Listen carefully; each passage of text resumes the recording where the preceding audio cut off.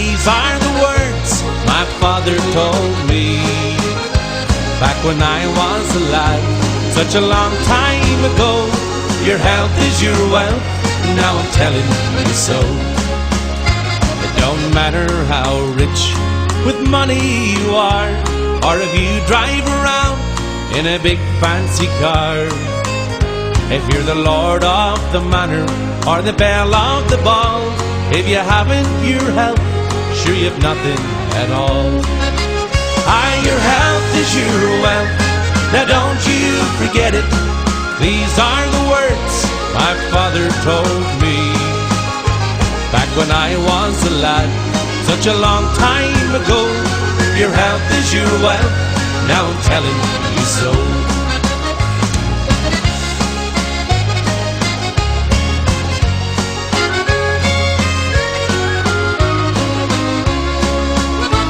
You can have all your riches of diamonds and gold, but your health is your wealth, now don't you forget it.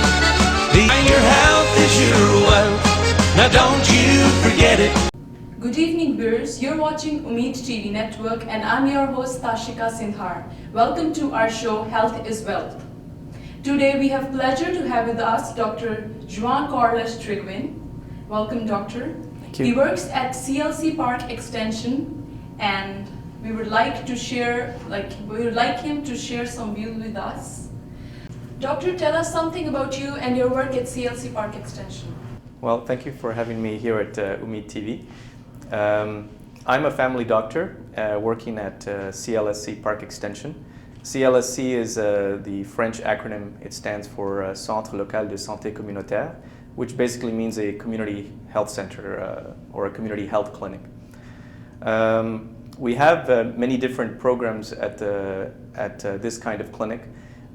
Not only doctors, but other healthcare professionals like nurses, social workers, nutritionists, and of course administrators to run all of this big clinic.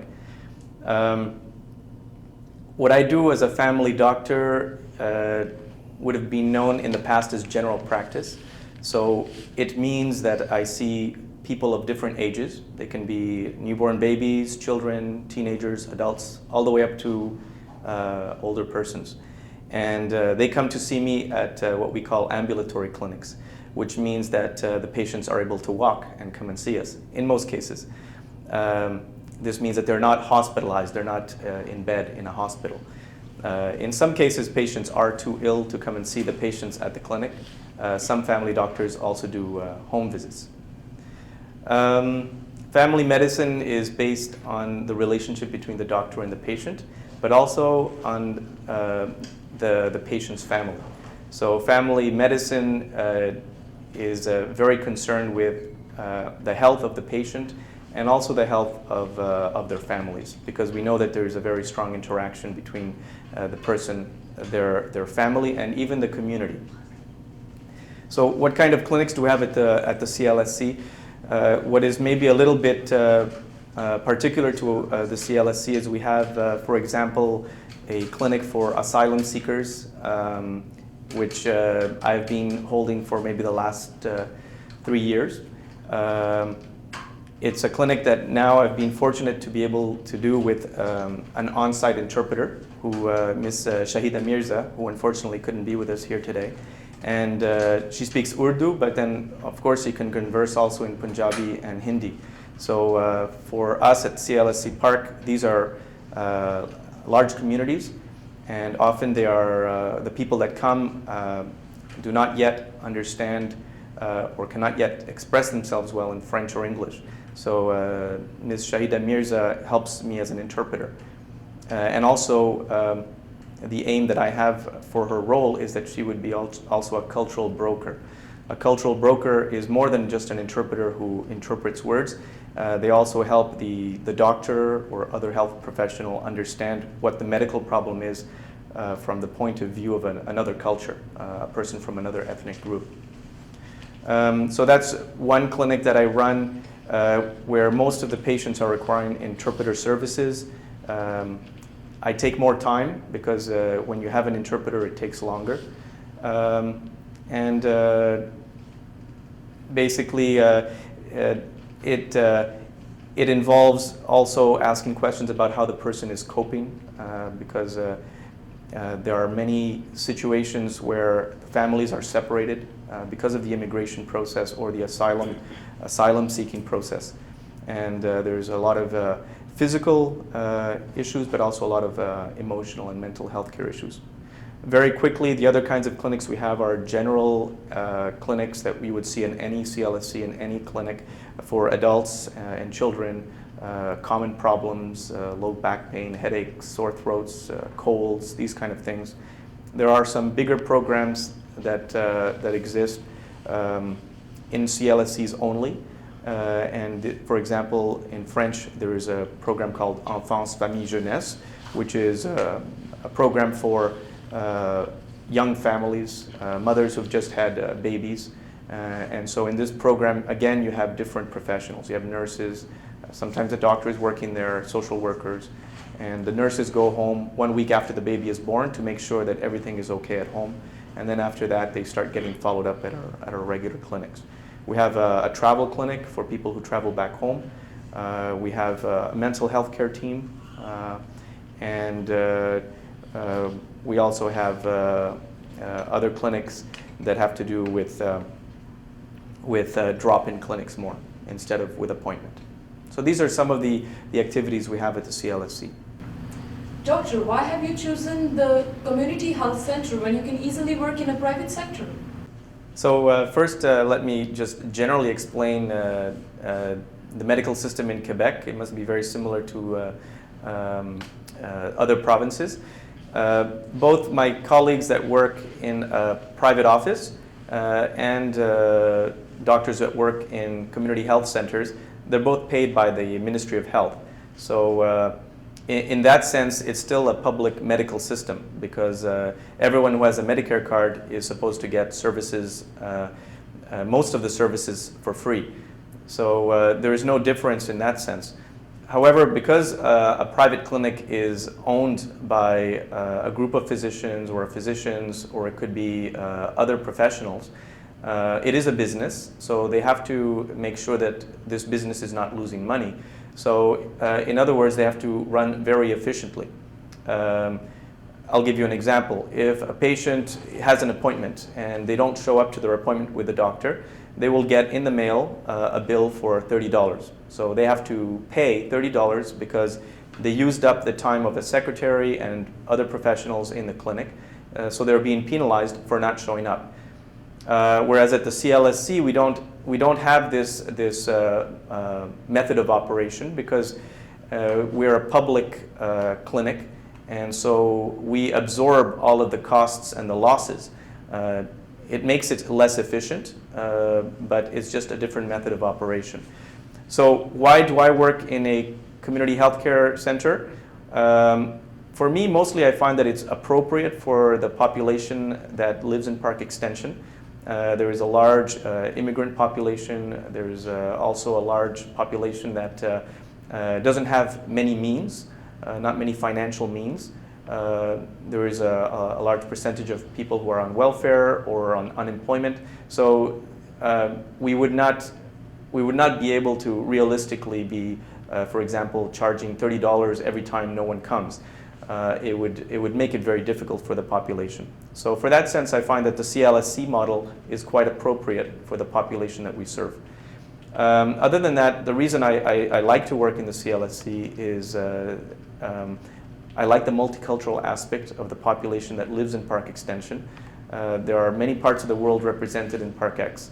There is Africa, West Africa especially, Central America, there are South Asia, and there's many countries also of European origin, especially some of the first residents of Park Extension before the 80s. Park Extension used to be mostly Greek and Italian, so we also see a lot of people from the Mediterranean area. I myself am an immigrant, so I identify very strongly with the idea of someone coming to Canada and having to integrate and learn new ways of operating. So I find it very exciting. I speak Spanish, so I'm able to keep on practicing my Spanish with my patients. and I just enjoy the kind of work that I do there. It's also a team healthcare approach. So I enjoy working with other healthcare professionals and sort of sharing the work. So I can take care of the medical part, and the social workers they take care of more of the financial and welfare and other economic issues.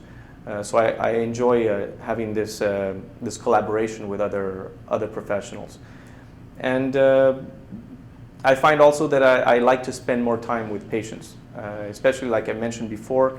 With interpreters, it takes a long time, and time is what gives money. And if you have to spend a lot of time with a patient to make them understand what the problem is, what the treatment will be, I find that it has to be done. But in a private clinic, my colleagues might not be able to afford to do this and make their business profitable. So for that reason, like I said, I find that the CLSC model is the model for me. For my viewers watching the show, Doctor, I would like to ask, which are the ways that you can use, to connect to the CLC in Park Extension and get the services? Because people are from different regions and some are new and they don't know how to reach you. So can you suggest something? So this is a very important question from the point of view of the patient that is trying to get quick service. It could be for a medical problem, but it could be for another kind of problem, such as financial or having to do with the schooling of their children. In my answer to the question, before we get to the CLSC, here in Montreal, if anyone has a question regarding their health or a medical problem, they can always call the number for Info Santé, which I believe is 811. If I'm not mistaken.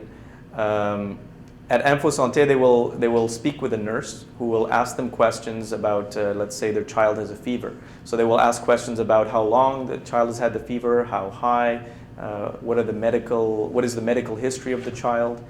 And sometimes just by the telephone call, they can get the information that they need, and even a treatment. The nurse will recommend to them to give Tylenol, for example, and how to give the medicine. So just a phone call might be enough to fix the problem. Sometimes the nurse will realize that no, the person has to go to a clinic or to a CLSC to be seen. If it's after hours when clinics are closed, the nurse might even tell the person that you should go to the emergency room. So this number is very important for patients to remember. In terms of the CLSC at Park Extension, it is sometimes confusing for patients, again, especially if they don't speak English or French, because there's many people that come to the drop-in clinics, and you're asked to take a number, and you have to usually wait an average of 2 or 3 hours before you see the doctor. If you come there first, obviously you will be seen faster. As it stands right now at CLSC Park Extension, there is only one large drop-in clinic run by one of my colleagues, and it works 3 times a week. I'm hoping that maybe in October I'll start again to open a drop-in clinic that will see a larger volume of patients. But right now I'm not doing this because I feel an obligation to see my patients with appointments first. A person who doesn't speak English or French, I would suggest to them, try and come with a family member or someone who can be your interpreter if you're coming to a drop-in clinic without appointment. If you have an appointment and I know who you are, I will usually try and arrange to have an interpreter who is there on site. Or if the interpreter on site doesn't speak the language needed, for let's example Tamil or Bengali, I will try and arrange for an interpreter, a paid interpreter that's loaned to the CLSC to come for the appointment. Sometimes the patients are still not able to see the doctor. It's a drop-in clinic, the clinic is closed for whatever reason, but the patient is really in pain or suffering. The trick I would have to suggest is if the person is feeling quite uncomfortable, let's say they're having chest pain, but they don't speak the language, they should go to the front desk and ask the receptionist to call a nurse so that the nurse can do what we call triage. Triage means that the nurse will at least check the blood pressure, the pulse. They will count the number of respirations per minute. They will take the temperature. And based on the nurse's expertise, the nurse might then be able to recommend to the person what to do. The nurse will get up and go to the rooms where doctors might be working in their clinics with appointment and say, look, doctor, we have an emergency. This person is having chest pain and their blood pressure is very high, their pulse is very high. The doctor will come because it's an emergency, and they will meet to the needs of the patient, and if necessary, they will even call the ambulance to the CLSC to deliver the patient to the hospital. So that's the other mechanism by which patients, if they're very, very sick, they can ask the receptionist to get a triage by the nurse. And that way, maybe the doctor will also be involved. Of course, I don't recommend this if the person has a cold and their nose has been running for 2 days. I don't think it's appropriate to ask the nurse to do a triage in that situation. But there's always a possibility that they might be able to get a triage by the nurse. Other recommendations I would have for the community, what I would like to see is that the community, as much as possible, try and help itself. For example, interpreter needs, it would be good to see that the community organizes a service of interpreters for people who are really alone, who really have no one to help them. Because sometimes these people are taken advantage of by members of their own community or by other people, and because they don't speak the language, all kinds of bad things happen. So I would like the community to organize itself so that if there's someone who really needs to see a doctor and has not been able to do so, or to see another professional, social worker or anybody else, that someone in the community is able to come and speak to the receptionist and explain that this is a very serious situation. And usually somebody will help, because the CLSC in general does try to help, but we also need the help and the involvement of the community to give better services. To our knowledge, Doctor, you belong also to a non-profit organization called Physicians for Global Survival. We would like to know more about it, like what activities do you perform? I'm a member of Physicians for Global Survival for maybe the last 15 years or so. Physicians for Global Survival is a Canadian organization whose main purpose is to work towards the abolition of nuclear weapons. It has other goals also. Basically, it is an organization against war in general, conventional warfare, and is also trying to promote peaceful resolution of all types of conflict, and also protecting the environment.